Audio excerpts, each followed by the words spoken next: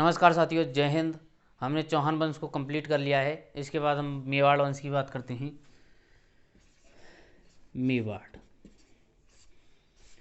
मेवाड़ है वर्तमान में कौन कौन सा क्षेत्र है जिसको हम मेवाड़ के नाम से जानते हैं? तो राजसमंद, उदयपुर, चित्तौड़गढ़ और ये भीलवाड़ा वाला क्षेत्र है। वर्तमान में हम इसे मेवाड़ के नाम से जानते हैं। अगर मेवाड़ की बात करें, इसके प्राचीन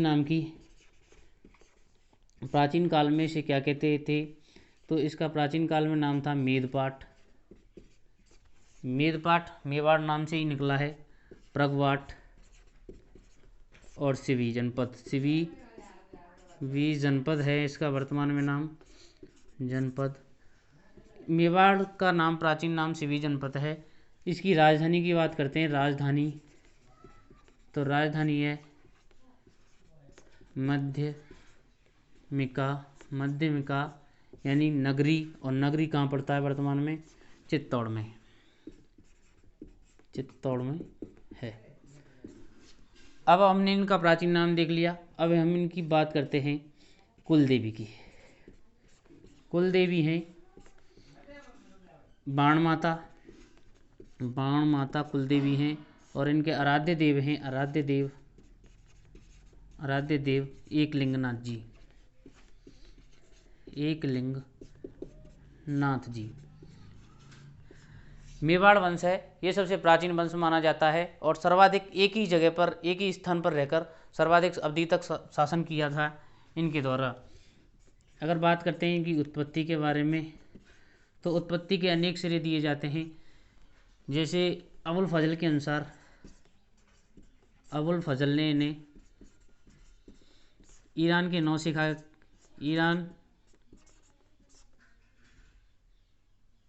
के नौशेखा आदिल शाह की संतान बताया है। ईरान के नौशेखा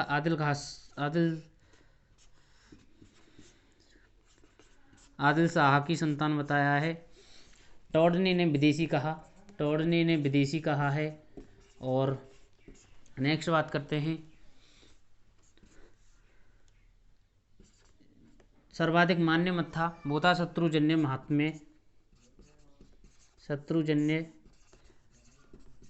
महात्म्य के अनुसार इन्हें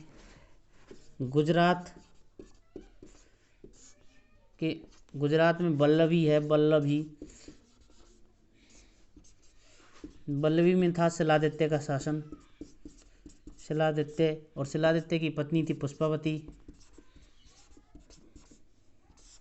और पुष्पावती के एक पुत्र हुआ जिसे हम गुहिलादित्य के नाम से जानते हैं।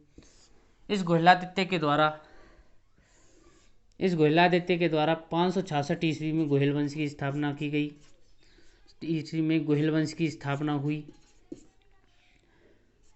गुहिल वंश की स्थापना हुई। गुहिलादित्य को आदि पुरुष या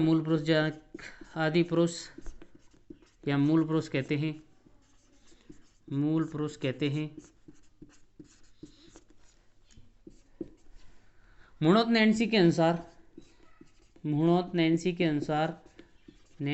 अनुसार गुहिलों की जो शाखा बताई हैं तो 24 शाखा हैं और प्रतिहारों की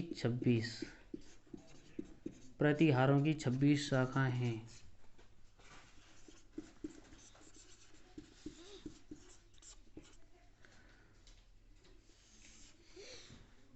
इसके बाद बात करते हैं बप्पा रावल की।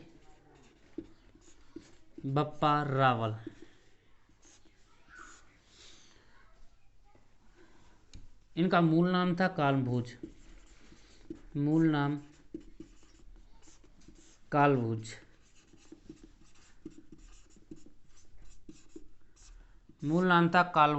ये नाम हमें मिलता है रणकपुर प्रशस्ति के अनुसार। रणकपुर प्रशस्ति में बप्पा रावल का नाम कालभोज मिलता है। रणकपुर प्रशस्ति बप्पा रावल और काल भोज को अलग अलग बताती है। बप्पा रावल हारित ऋषि की गाय चराते थे। बप्पा रावल हारित ऋषि की गाय चराते थे। तो 734 ईस्वी में बप्पा रावल के आशीर्वाद हारित ऋषि के आशीर्वाद से इन्होंने चित्तौड़ के मान मौर्य को पराजित किया। चित्तौड़ के मान मौर्य को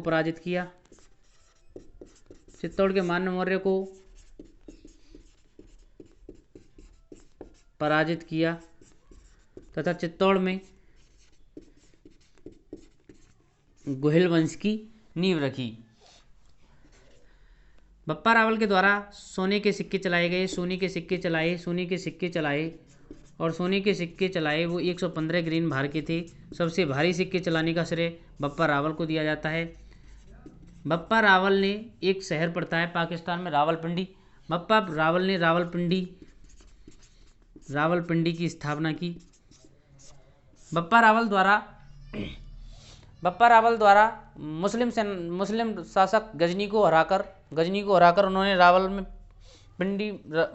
पाकिस्तान में रावलपिंडी की स्थापना की अपने नाम से और अपने भांजे को यहाँ का शासक बनाया। बप्पा रावल को चार्ल्स मार्टिन द्वारा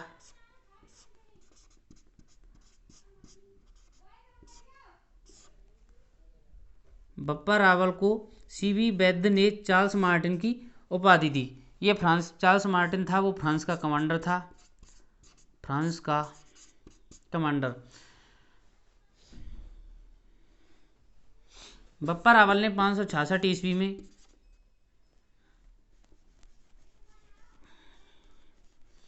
बप्पा रावल ने नागदा को अपनी राजधानी बनाया। नागदा को राजधानी बनाता है तथा नागदा के एक गांव कैलाशपुरी में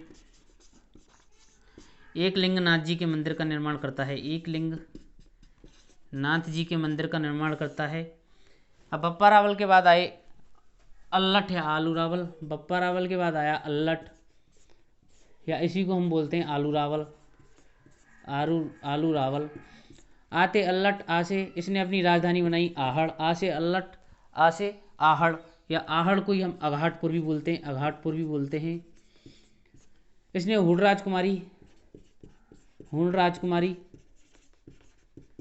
राजकुमारी हरिया देवी से विवाह किया। पहला अंतर्राष्ट्रीय विवाह हो जाता है, हरिया देवी से विवाह किया। राजस्थान का पहला अंतर्राष्ट्रीय विवाह। नौकरशाही का प्रचलन किया। नौकरशाही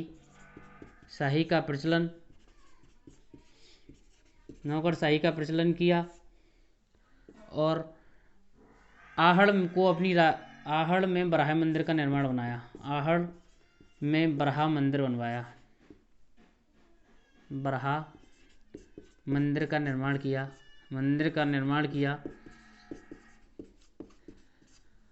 इस अल्लट के बाद आते हैं विक्रम सिंह और इस विक्रम के बाद आते हैं रण सिंह।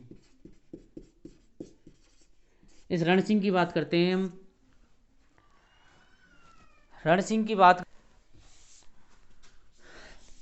अब बात करते हैं रण सिंह। रण सिंह के दो पुत्र थे, छेम सिंह और राहब सिंह। ये राहब सिंह सिसोदिया शाखा की स्थापना करता है। सिसोदिया वंश या सिसोदिया शाखा की स्थापना करता है। इस छेम सिंह के दो पुत्र थे, सामन सिंह और एक पुत्र था कुमार सिंह और इसका पुत्र था जैत्र सिंह।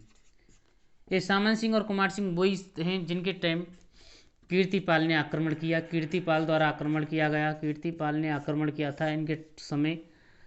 अब जैत्र सिंह की बात करते हैं। जैत्र सिंह, इनके काल को मध्यकालीन मेवाड़ का स्वर्णकाल कहा जाता है। मध्यकालीन मेवाड़ का स्वर्णकाल कहा जाता है। मेवाड़ का स्वर्णकाल कहा जाता है। क्यों कहा जाता है?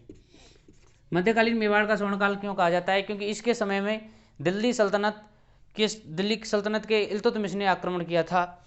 तो बात करते हैं मेवाड़ के थे जैत्र सिंह, मेवाड़ के जैत्र सिंह थे, जैत्र सिंह। और दिल्ली सल्तनत या सल्तनत काल चल रहा था, दिल्ली सल्तनत में थे इल्तुतमिश।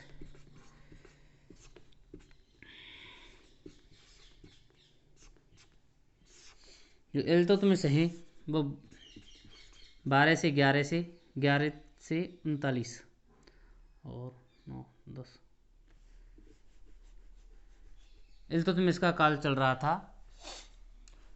तो इल्तुतमिश द्वारा 1222 से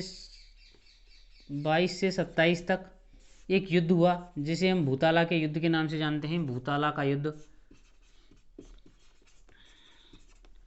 इल्तुतमिश जैत्र सिंह पर आक्रमण करता है। इस युद्ध में जैत्र सिंह की जीत हो जाती है, जैत्र सिंह की जीत हो जाती है, किंतु नागदा इल्तुतमिश के द्वारा नागदा को नष्ट कर दिया जाता है। इसलिए जैत्र सिंह द्वारा चित्तौड़ को अपनी राजधानी बनाया जाता है, चित्तौड़ को अपनी राजधानी बनाया। हमें भूताला के युद्ध की जानकारी मिलती है जय सिंह सूरीकृत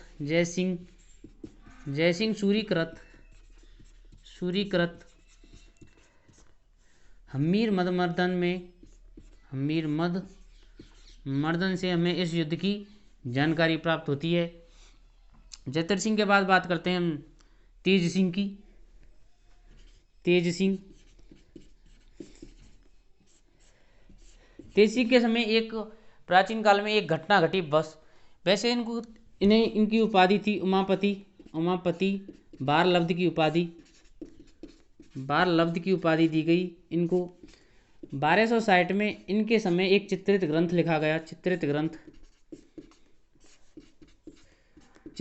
लिखा गया जिसे हम श्रावक प्रतिक्रमण सूत्र चूर्णी के नाम से जानते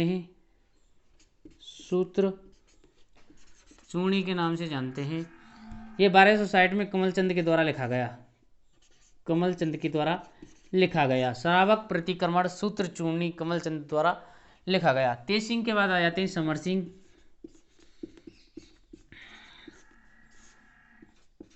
और समर सिंह रहते हैं 1273 से 1301 तक।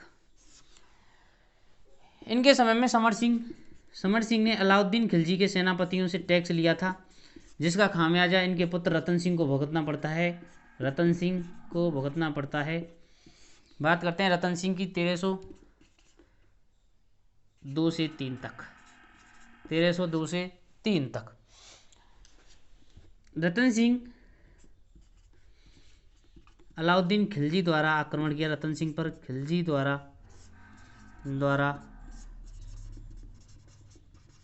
आक्रमण किया गया। तो रतन सिंह का एक दरबारी विद्वान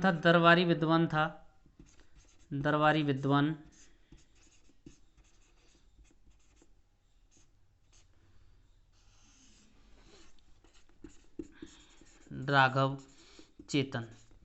और राघव चेतन की जो नज़र थी वो थी पद्मनी पर। इसलिए रतन सिंह ने राघव चेतन को देश निकाला दे दिया। इसके बाद एके के पास चला जाता है और एके को बताता है कि भारत की सबसे सुंदर महिला रानी पद्मिनी रतन सिंह के पास है, एक बार देख के आओ सर जी। तो रतन सिंह अलाउद्दीन खिलजी इस पर आक्रमण कर रतन सिंह के पास जाता है और बाहर खड़ा रहता है बहुत दिनों तक। इससे ना मिलने पर रतन सिंह एके रतन सिंह के पास अपना एक दूत भेजता है कि एक बार पद्मनी को देखने दो। जैसे ही एके द्वारा पद्मनी को जल में या पृथ्वी में देखा गया तो अलाउद्दीन खिलजी की लालसा और अधिक बढ़ गई। तो अलाउद्दीन खिलजी की लालसा बढ़ी, उन्होंने रतन सिंह को बाहर ही पकड़ लिया, रतन सिंह को बाहर ही बंदी बना लिया और रतन सिंह बाहर बंदी बना लिया। इसके युद्ध दौरान में 1303 में आक्रमण होता है, जिसमें रतन सिंह और गोरा बादल समेत गोरा व बादल सहित केसरिया किया जाता है। और पद्मिनी द्वारा 1600 रानियों सहित जौहर किया जाता है। ये पहला शाखा होता है, चित्तौड़ का पहला शाखा होता है जहाँ पर रानी पद्मिनी। इसके बाद बात करते हैं रानी पद्मिनी की।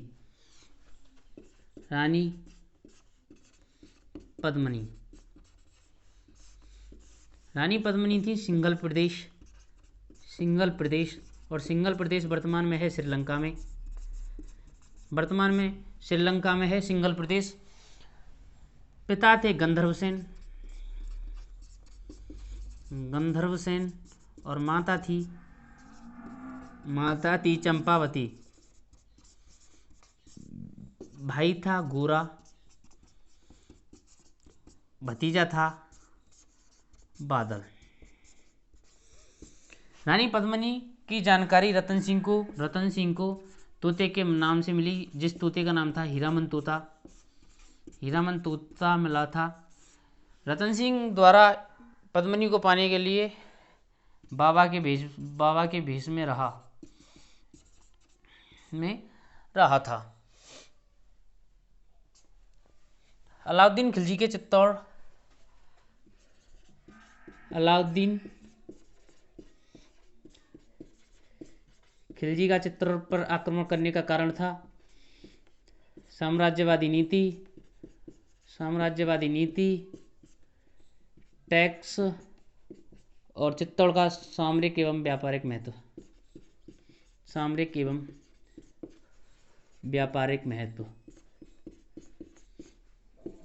महत्व कैसे था। इधर था गुजरात, इधर था एमपी और इसके बीच में था चित्तौड़। एमपी था, ये एक उपजाऊ क्षेत्र था और अरब सागर से जो व्यापार होता था वो गुजरात से।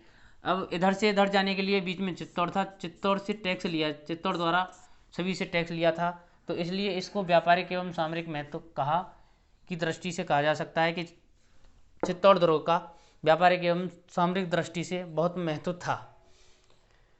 इसके बाद रतन सिंह को रावल शाखा का अंतिम शासक कहा जाता है।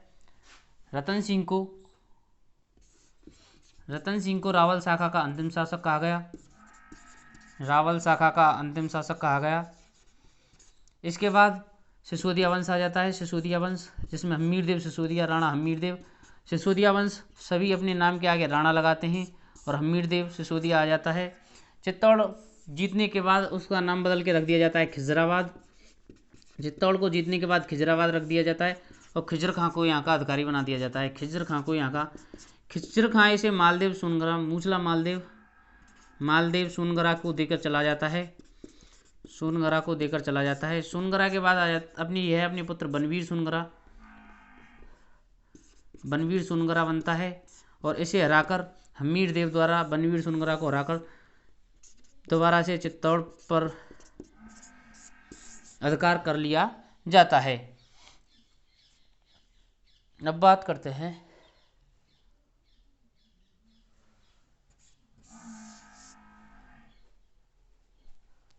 आज के लिए इतना ही। आज हमने आपके लिए बता दिया है कि बप्पा रावल, अल्लट के बाद आए अपने विक्रम सिंह, रण सिंह के छेम सिंह और राहब सिंह हुए। छेम सिंह के पुत्र थे सामन सिंह, कुमार सिंह का पुत्र जयत्र सिंह, और जयत्र सिंह द्वारा जयत्र सिंह को मेवाड़ का स्वर्णकाल कहा जाता है। जयत्र सिंह के काल को। जयत्र सिंह के बाद हमने बात की समर सिंह की और समर सिंह की बात की। जयत्र सिंह के बाद हमने बात की तेज सिंह की। उसके बाद आए समर सिंह और समर सिंह के बाद आए थे रतन सिंह का एक भाई और था कुंभकर्ण। उसने नेपाल में राणा शाही वंश की स्थापना करी। अब कल बात करेंगे राणा हम्मीरदेव की। हम्मीरदेव सिसोदिया की बात करते हैं कल। जय हिंद साथियों। प्लीज़ चैनल को लाइक करें, शेयर करें और सब्सक्राइब करें।